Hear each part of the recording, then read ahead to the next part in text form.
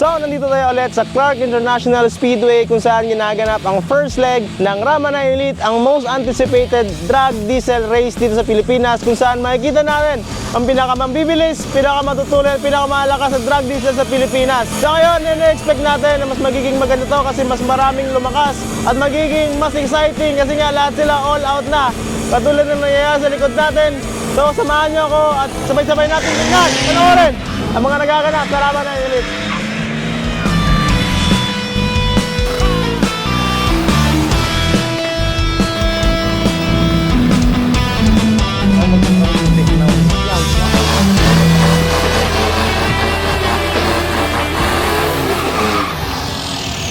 Ang Rama 9 Elite ay isang organized legal racing event kung saan naglalaban-laban ang mga diesel na sasakyan na araw-araw ay parte na ng ating buhay.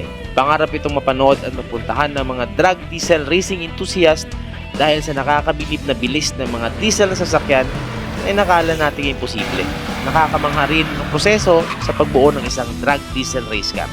At sa hulihan ng episode natin na to, makikita natin ang isang history in the making kung saan magkakaroon tayo ng bagong hari ng drag diesel sa Pilipinas. Isang pwesto na marami ang may gusto pero iilan lang may kakayahang gawin ito. Pero bago tayo pumunta doon, balikan muna natin kung saan tayo nagsimula.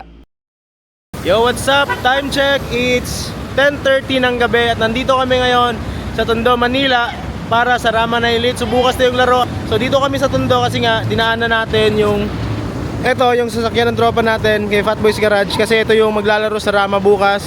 So pinadala natin yan via barko. So ngayon lang namin kukunin. Akala namin hindi na makakahabol pero yun, nawa ng Diyos na habol naman at papunta na kami ngayon. So ngayon, nilalagyan lang namin ng mga plate lights. Inayos na lang lahat para maging mas swabe yung biyahe namin puntang Clark.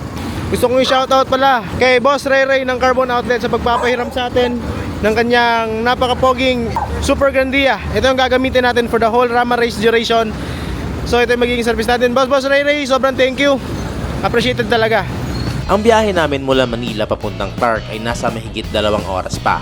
Kaya kailangan naming siguraduhing maayos ang lahat ng ilaw ng mga sasakyan para mas safe at swabe lang ang biyahe. Buti na lang kompleto ang buong team. Kasama sila JR, Mac, Sean, Louie, RJ at ang builder naming si Dario. Pero support lang naman talaga kami. Si Dario lang naman talagang nagtatrabaho.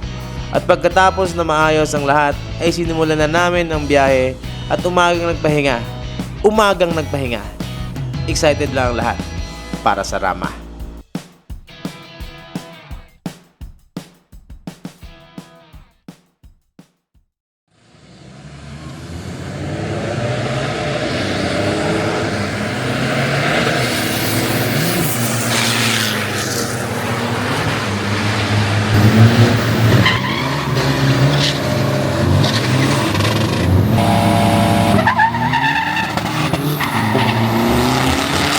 So hindi nakakalam, ang Rama 9 Elite ay isang all-diesel drag racing event dito sa Pilipinas kung saan naman pwedeng sumali lang mga diesel na sasakyan tulad na nakikita natin, Van, Montero.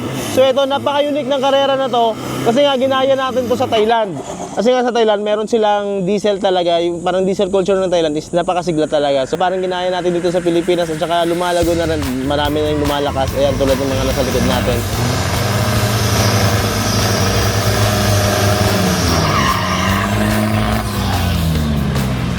Yo, so eto, for the first time, makakita tayo ng turbocharged na Revo. Toyota Revo, yung mga kotse ng tatay natin dati. Ito, naka-turbo. Kalaban, D-Max.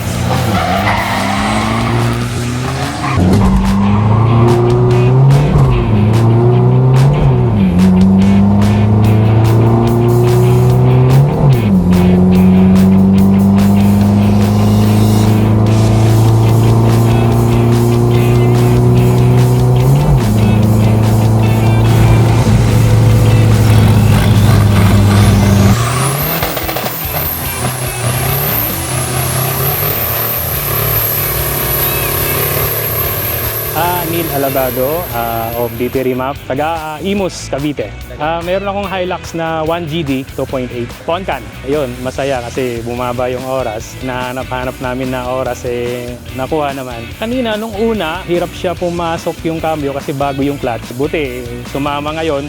Nakuha sa adjust, ayun, nakuha natin yung best time. Kay Poncan kasi stock naman yung pang-ilalim niya. Puro ibabaw lang yung ginawa namin. Turbo, cams, valve spring, retainers, tsaka mga external pump. Tsaka yun, nag-lightweight tayo, nagpalit tayo ng carbon na pinto. Ayun, yun lang yung sekreto ni Poncan. Grabe!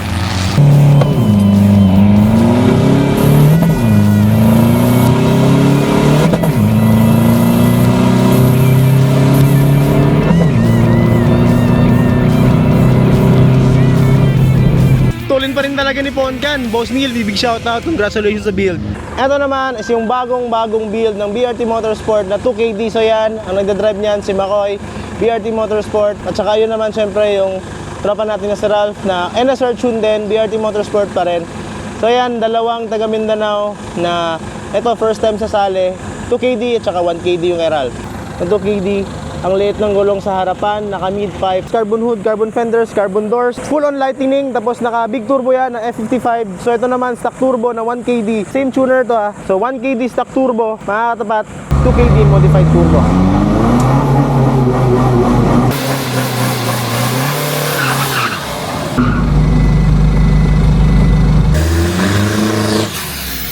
Grabe yung arangkada ng 1KD talaga, all-wheel drive.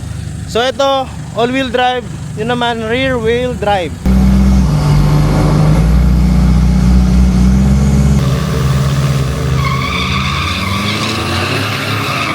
Grabe! Iba talaga yung alis ng 1KD.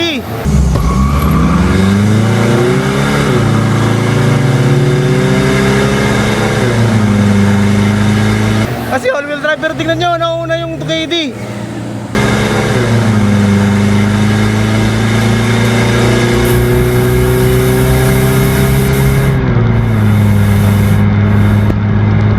Nauna yung 2KD, grabe ang tuloy nun ah.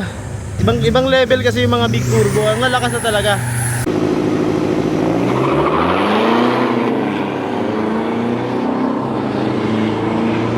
So dito sa Rama 9 Elite, ang format is sa morning, kailangang magharap-harap muna or mag-time trial yung mga sasakyan. Kukunin nila yung best time nila, yung oras nila para at least alam nila kung saan sila puposisyon. Mamaya, after lunch, doon na yung final talaga. Kung saan magharap-harap yung pare-parehong category.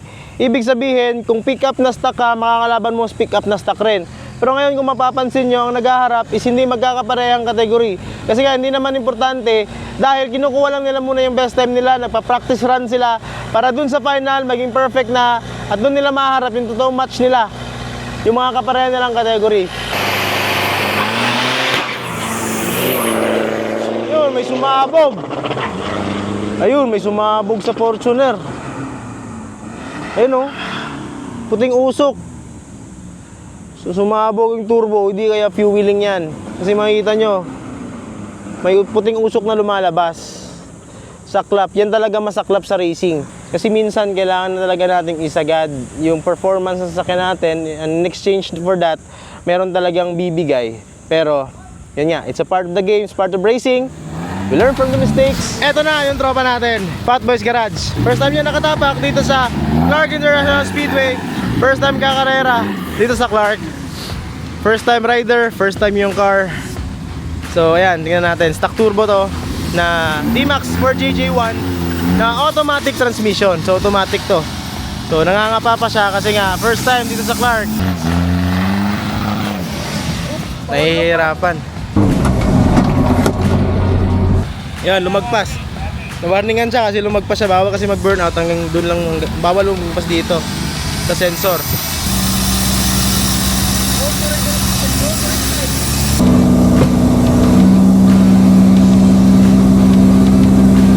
Go!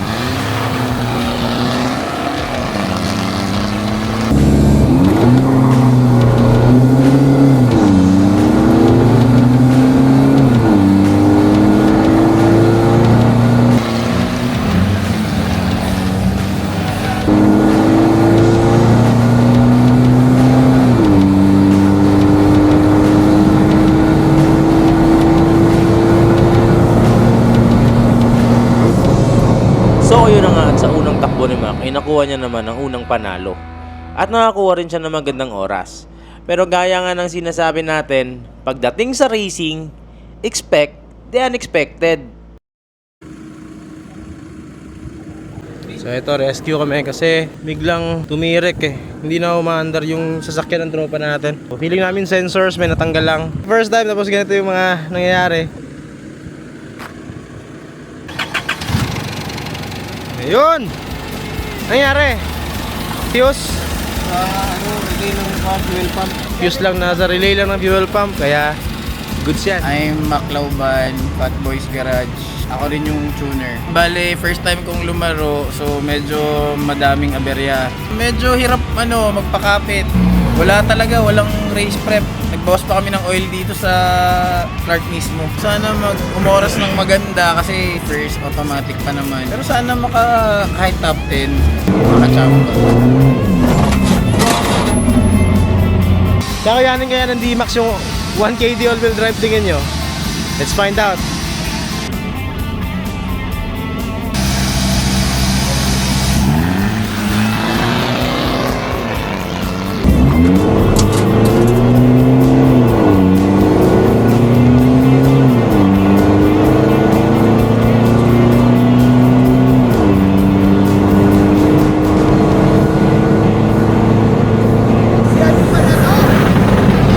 All the way from Mindanao, Bionic Man. Pangalan, Adrian Cedric Uy. ACU Remap, DCR Thailand, JM, Modify, by Mong Thailand. Bali, nagsimula to bilang all stock na 2014 4JJ1 manual. Bali, ang history kasi nito, gusto ko talagang maglaro. So, bumili ako ng 4JJ1 na bangga.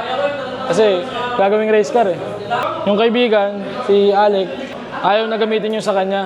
Ginawa ko, nag-swap kami. Wala talaga sa plano lahat to. Ang nangyari kasi, nasimulan na lang. Gawin na lang natin yung best. Sagad-sagarin na lang. Ngayon pa lang kasi tumakbo talaga to eh. Kanina lang natapos to eh, alas 4 ng umaga. First time ito tumakbo ngayon. Umoras ng 11.2. Yung pangatlong takbo natin, pumutok yung coupler natin kanina. So mamaya, susubok ulit tayo. Tignan natin kung may mapipiga pa tayo. Sa totoo lang, sa makina kasi, walang espesyal. Kumbaga, ginawa lang lahat ng tama. Sobrang daming tumulong dito, boss eh, para matapos yung project na to. From scratch yung makina, tinapos natin sa loob ng 3 araw kasama yung machining process. So ayan, ito na yung D-Max na pinakamatuloyan ngayong araw. Ito yung natatakbo sa Quick 8. So ayan, ACU Remap, nagmamaneho, Thailander. Tingnan natin. Ito yung makasabay, para yung D-Max, para yung 4JJ1. Tingnan natin. Halos flat na oh. So ito na talaga yung pinaka-race proper. Actually nag-uumpisa na yung Quick 8. Quick 8 pala yun yung mga pinakamatutulan ngayong araw. Pagkatapos niyan, yung mga per category na, stock turbo, modified turbo, SUV, ganon, vans. So magkakalaban na yung magkakaparehang category. So dito na magkakaalaman talaga kung sino mas pinakamatutulin sa mga categories.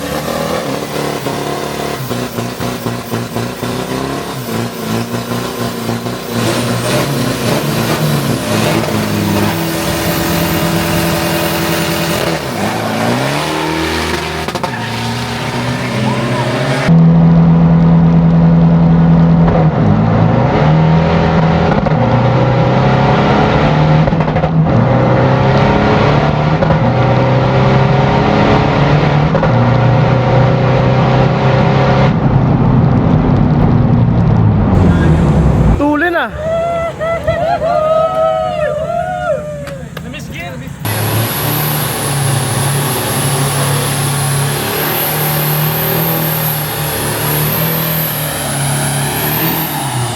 Ito pa, isa pang inaabangan natin. Boss Neil, tsaka kay Makoy.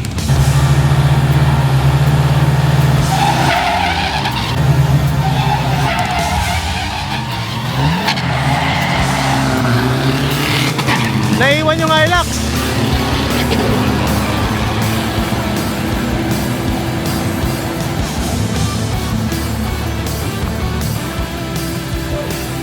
Panalo pa.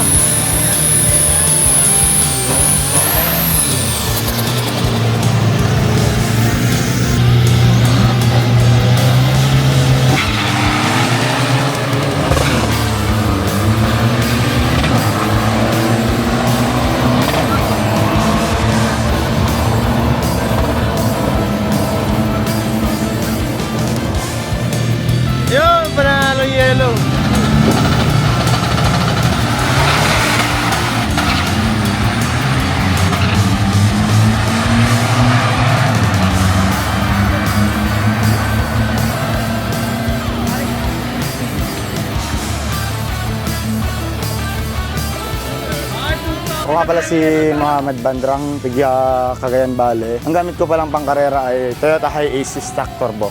Sa karera ko ay napag-anim na champion na rin ako nito. Sa Rama, 4 na beses na ako nag-champion. Tapos sa probinsya naman 2 beses na.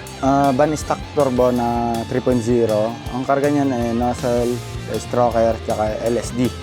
Sa ngayon boss, 14.8. Sinusubukan ko pa rin may balik sa dati niyang oras, 14.7. Ang ina-expect ko ngayon ay magcha-champion ulit sana. Pang-5 na akong sakali. Eto, sa mga stock van category 3.0. SD Susi pa, oh.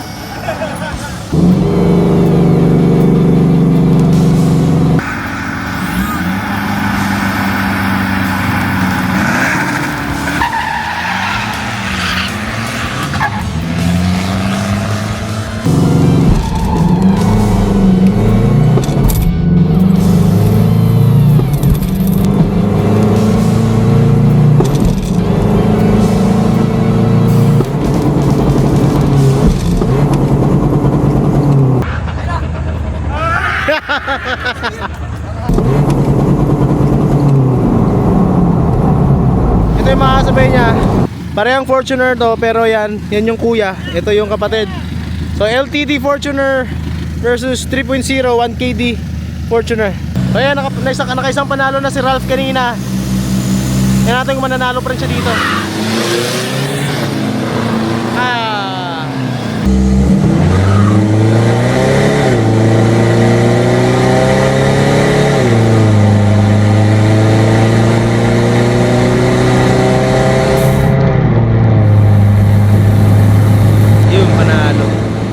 Panalo na, 2 panalo na, 1 panalo na lang. Champion ulit si Ralph. Ako pala si Ralph Cortez, Team NSR. Sasakyan ko is 1KD all-wheel drive stock turbo. Taga Coronadal City. Maganda experience iba talaga racetrack. Sana sa Mindanao mayroon na rin ganito. Para lahat naman may enjoy. Masarap yung karera. Saglit lang natapos, parang di minute yung pit ko. Joke lang. Ito, sa Rama, palakasan talaga. Ngayon, nung dati, na-break yung dati kong record. Nasa 14.1 na ako ngayon, yung sa galing sa 14.4. Pero gusto ko talaga abutin 14 flat o 13.9. Kaso hirap eh. Hindi ka pag-practice, diretso karera. Anong challenge talaga, kailangan yung sasakyan, saka lalo yung financing. Yun ang pinakamabigat sa lahat. Hindi biro-biro yung gastos sa sasakyan. Ayun, yun ang pinakamahirap sa lahat. Yung gastos. Sana mayroon pang kasunod agad. Para lalo pa ito yung lumakas yung sasakyan. Championship sa stock SUV na category. So maghaharap itong Altera Isuzu versus 1KD Fortuner. So parehang 3.0. Ito sila din yung nagharap last time. SUV, stock SUV, Rama Elite first leg. Kaya yung nasabi ko, ito yung nag-champion last. Ito, sila din yung dalawa yung nagharap ngayon, sila pa rin yung nagharap ulit.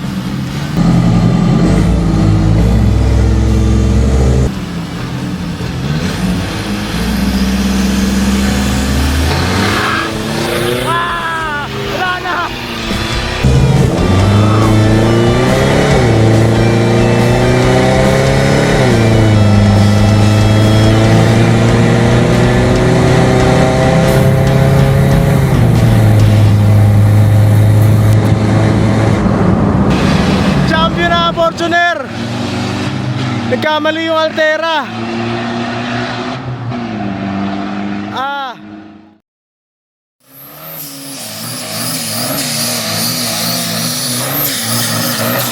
Woo! So ito naman, battle for championship. Battle for championship na to sa Quick 8. Fastest time ngayong araw, second fastest time. Tingnan natin kung makakauna yung Strada sa D-Max. Pero ito yung fastest ngayong araw.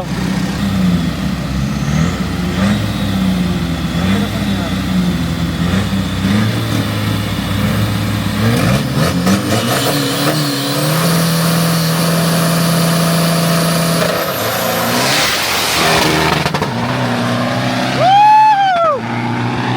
Grabe pa rin talaga yung alis ng D-Max. Tingnan natin sino mananalo sa kanila.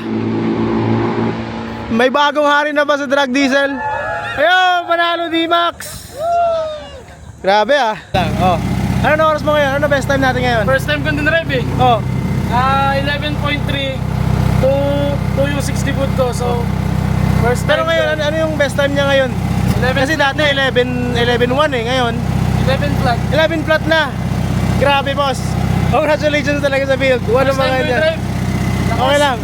Ayun, si Boss Adrian yung may-ari. First time yun nag-drive. Ito na yung bagong hari ng drag diesel ngayon. 11 flat. Alam ko maraming mag-ano doon, masa-challenge. Mag-up yung laro dito sa Pilipinas.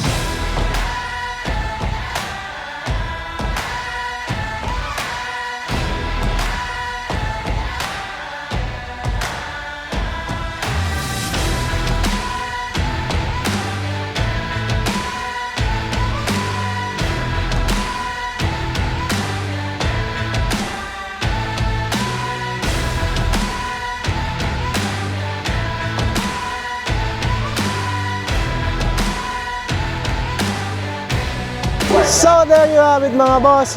That's the conclusion ng ating yung first leg pa lang. Nakita na natin maraming malalakas talaga. So sa susunod na mga leg, alam ko meron pa rin talagang mas lalakas pa yung mga tropa natin dito. Nag-up talaga yung level at saka game ng mga tropa natin dito. So meron tayong nakitang bagong hari ngayon, yung D-Max na naging 11 seconds. Grabe yon. So hanggang dito na lang at I hope nag-enjoy kayo. At dito nyo lang una napanood kay Bionic Man.